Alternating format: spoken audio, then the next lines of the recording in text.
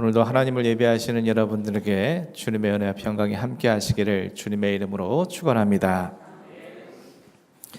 예수님께서 아무리 크고 놀라운 하나님 나라의 비밀을 선포하고 아무리 병든 자를 고치고 귀신을 쫓아내도 아무리 바다를 잠잠케 하는 이적을 보이고 오병이의 기적을 나타낸다 할지라도 심지어 아무리 죽은 자를 살려내는 능력을 보이신다 할지라도 그들은 모두 그러한 예수님께 동요되지 않기로 마음을 결정을 했습니다.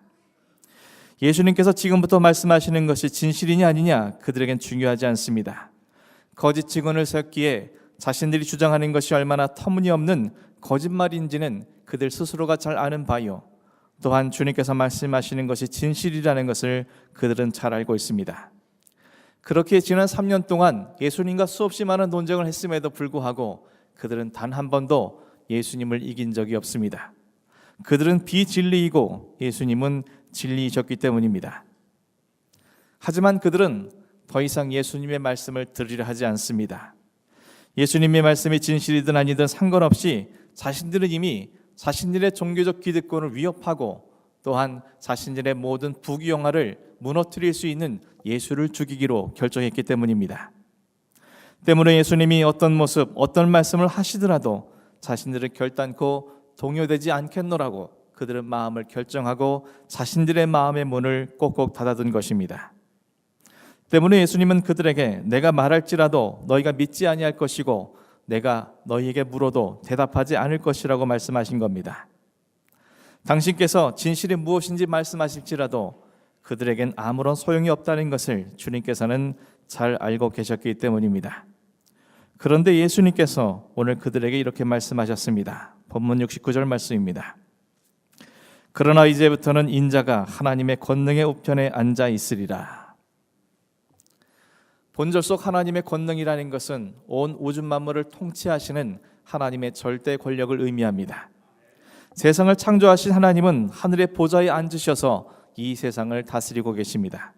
그리고 하나님의 우편에 앉았다는 것은 바로 이러한 하나님의 통치에 동참자가 되었다는 의미입니다. 유대인들은 특히 우편에 중요한 의미를 두었습니다. 왜냐하면 우편은 힘과 통치를 상징하는 표현이기 때문입니다. 또한 앉는다라는 것은 단지 앉아있는 모습을 형상한 것이 아니라 동참하다, 참석하다라는 의미를 갖고 있습니다. 특별히 특정한 지위나 장소를 점유하여 앉아있는 것을 표현할 때 이 단어를 사용합니다. 따라서 예수님께서 하나님의 권능 우편에 앉았다는 것은 만물의 주권자 되신 하나님과 함께 이 세상을 통치하는 동참자가 되었을 뿐만 아니라 동시에 당신께서 하나님과 동등하신 분이라는 것을 친히 말씀해 주신 것입니다. 한마디로 이 예수님의 말씀은 당신께서 메시아라는 사실을 그들에게 밝히신 것입니다. 예수님께 가야바가 내가 그리스도이거든 우리에게 말하라 라고 말한 것은 많은 거짓 증인들을 세웠음에도 불구하고 그 어떠한 거짓 증인도 예수님을 죽일 만한 어떠한 증거도 되지 못했습니다. 때문에 그들은 예수님을 죽이겠다는 자신들의 계획과 의도에 큰 차질과 어려움을 겪을 수밖에 없었습니다. 그래서 그들은 예수님의 자백이 필요했습니다. 자백만큼 가장 확실한 증거는 없기 때문이었습니다. 그래서 그들은 예수님께 자백을 얻어내려고 이렇게 질문을 한 겁니다. 예수님께서는 그들이 예수님께 이처럼 말한 것이 진실을 듣기 위함이 아니라 당신을 죽일 증거를 찾기 위함인 것을 알고 계셨습니다. 그래서 내가 말할지라도 너희가 믿지 아니할 것이라고 먼저 밝히신 것입니다. 하지만 예수님은 그들 앞에 당신께서 이제부터 하나님의 권능의 우편에 앉아 있으리라고 말씀하십니다. 이 말씀은 곧 그들이 원했던 예수님을 죽일 수 있을 만한 증거를 그들에게 준 것과 마찬가지입니다. 그래서 가야바는 깜짝 놀라서 예수님께 재차 확인합니다. 내가 하나님의 아들이냐? 예수님은 그들에게 다시 확인시켜 주십니다. 너희들이 내가 그라고 말하고 있느니라. 그러자 가야바는 어찌 더 증거가 필요하겠으리요? 우리가 친히 그의 입에서 들었노라 라고 말하며 속히 신문을 마쳤습니다. 그들은 드디어 예수님을 십자가에 못 박을 증거를 확보했기 때문이었습니다. 사랑하는 성도 여러분, 예수님께서는 그들이 원하는 바 당신께서 하나님의 아들 메시아이심을 스스로 자백하심으로 당신께서 십자가에 못 박힐 증거를 친히 제공하셨습니다. 예수님께서는 무엇 때문에 그렇게 하셨습니까? 그들이 자신의 말을 믿어주지도 않을 뿐만 아니라 받아들이지 않을 것을 아심에도 불구하고, 이것이 당신이 죽임을 당할 증거라는 것을 아심에도 불구하고 왜 예수님께서는 그들에게 이와 같이 말씀하신 것입니까? 이 땅을 구원하시려는 아버지 하나님의 원대로 순종하시기 위함이었습니다. 또한 죄와 사망의 노예로 살아가는 우리를 사랑하시기 때문에 주님께서는 이렇게 말씀하신 겁니다.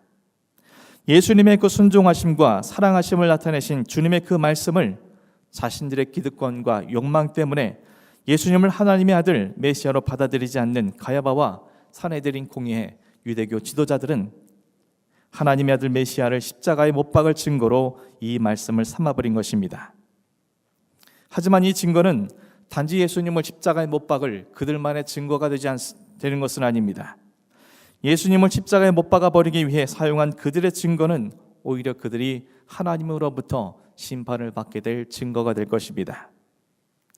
예수님께서는 하나님의 아들 메시아이심을 그들에게 친히 밝히셨음에도 불구하고 그 하나님의 아들 메시아를 자신의 기득권과 욕망을 위해서 십자가에 못 박아버릴 증거로 삼았으니 오히려 하나님으로부터 심판을 받아서 영원한 죽음에 이르게 되는 증거로 이것은 쓰이게 될 것입니다.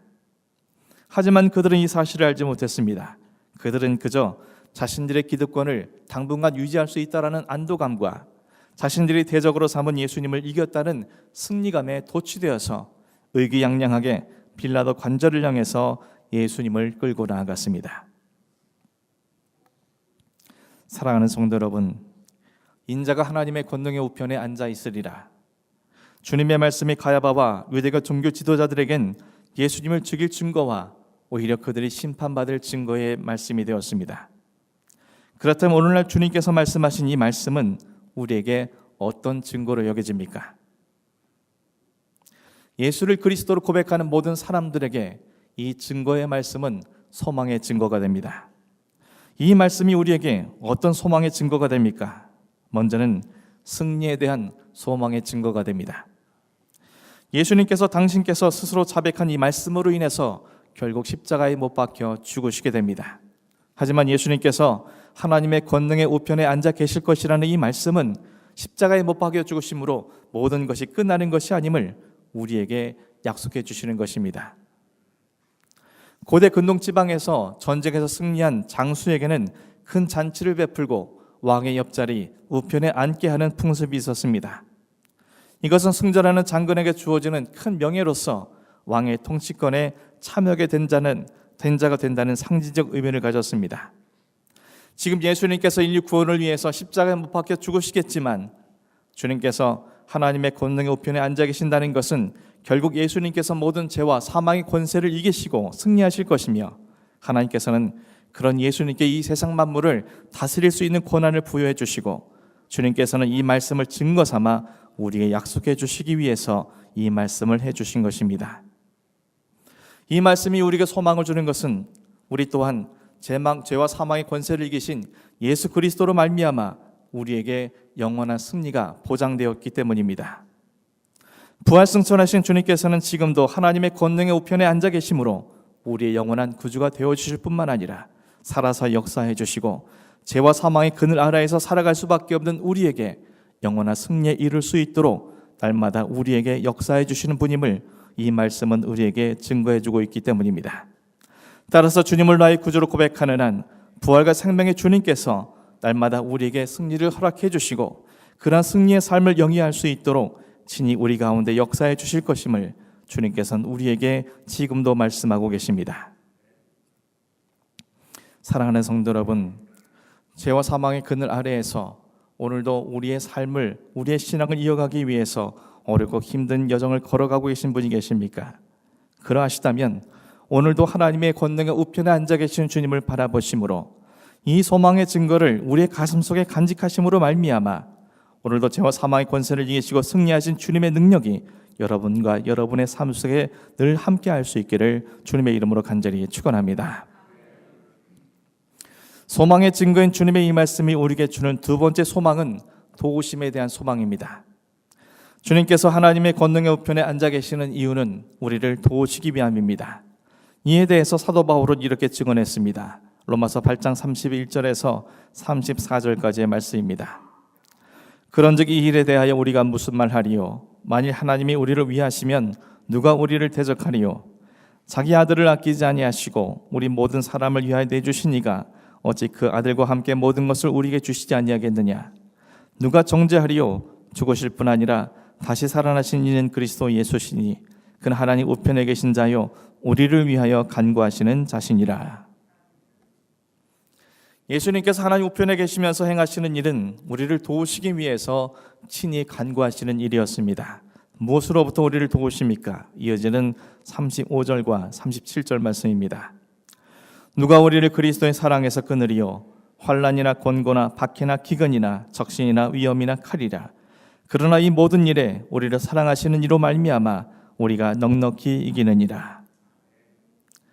우리가 이 세상에 살아가는 동안 연약한 우리들은 영적, 육적 환난을 당하기도 하고 사면초가와 같은 곤고함을 당하기도 하며 또한 헐벗고 굶주려 기근과 적신의 상황이 되기도 하고 많은 박해 속에 처할 수도 있습니다.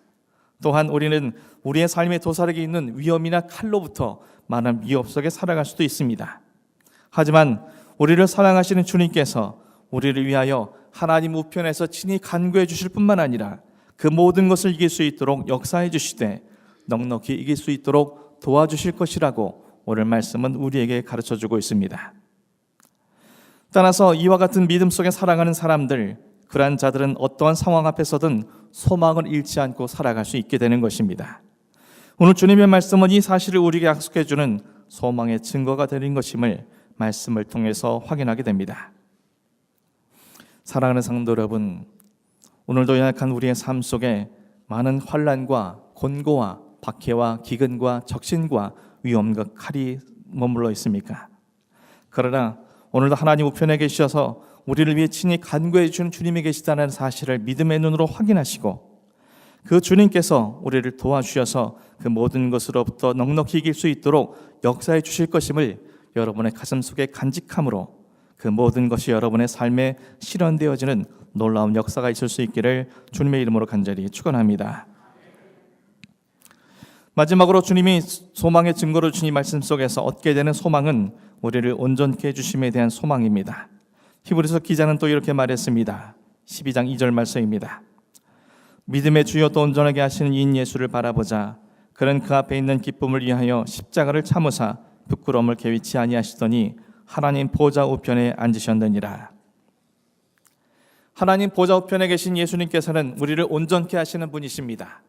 우리가 그분을 향해 시선을 떼지 않고 늘 바라보면서 그분을 따르기 위해서 살아갈 때 주님은 그런 우리의 믿음을 온전케 해주심으로 날마다 우리로 하여금 참된 그리스도인으로 살아갈 수 있도록 역사해 주시는 분이십니다. 우리의 믿음은 언제나 부족하고 연약합니다. 우리의 지나온 삶을 통해 우리는 이 사실을 너무나도 확실하게 경험한 바가 있을 것입니다. 늘 나의 믿음이 흔들리지 않길 다짐하고 결단하였어도 언제나 너무나 쉽게 무너져버리는 우리 자신의 믿음을 우리는 늘 한탄해 왔습니다. 하지만 우리가 하나님 우편에 앉아 계시는 주님을 바라볼 때 주님은 그런 우리를 위로해 주시고 용기를 주시고 그 모든 것 가운데 믿음이 온전해질 수 있도록 역사해 주시는 분이십니다. 이 사실은 스데반의 예를 통해서 확인할 수 있습니다. 사도행전 7장 54절에서 60절까지의 말씀입니다. 그들이 이 말을 듣고 마음에 찔려 그를 향하여 이를 갈거늘 스데반이 성령 충만하여 하늘을 우러러 주목하여 하나님의 영광과 및 예수께서 하나님 우편에 서신 것을 보고 말하되 보라 하늘이 열리고 인자가 하나님 우편에 서신 것을 보노라 한데 그들이 돌로 스데반을 치니 스데반이 부르짖어 이르되 주 예수여 내 영혼을 받으시옵소서 하고 무릎을 꿇고 크게 불러 이르되 주여 이 죄를 그들에게 돌리지 마옵소서 이 말을 하고 자니라.